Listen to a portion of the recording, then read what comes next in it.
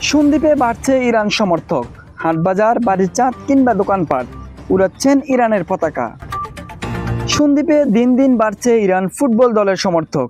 বিশ্বকাপকে সামনে রেখে সন্দ্বীপের বিভিন্ন হাটবাজার, দোকানপাট, গুরুত্বপূর্ণ সড়কের পাশে দেখা যাচ্ছে ইরানের পতাকা উত্তোলন করতে। দীর্ঘদিন ধরে ব্রাজিল এবং আর্জেন্টিনার সমর্থকদের আধিপত্য থাকলেও এবার সেই তালিকায় নতুন করে যুক্ত হয়েছে ইরান। সম্প্রতি সন্দ্বীপের বিভিন্ন এলাকায় ঘুরে দেখা যায় অনেক দোকানপাট এবং বাড়ির ছাদে ইরানের পতাকা টাঙানো হয়েছে।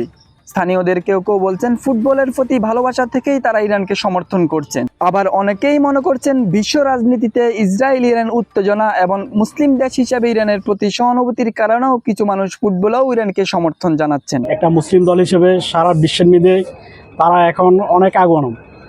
আর ব্রাজিলিয়া যারা সাপোর্ট করেন তারা তো শুধু মাঠে খেলে, আর ইরান পুরো বিশ্বের মধ্যে খেলতেছে, এই জন্য আমি ইরানকে এবার সাপোর্ট করতেছি।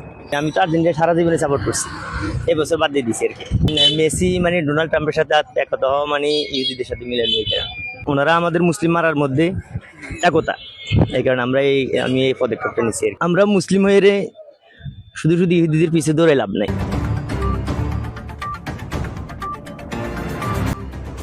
আল আমিন মাহমুদ, সন্দ্বীপের কণ্ঠস্বর।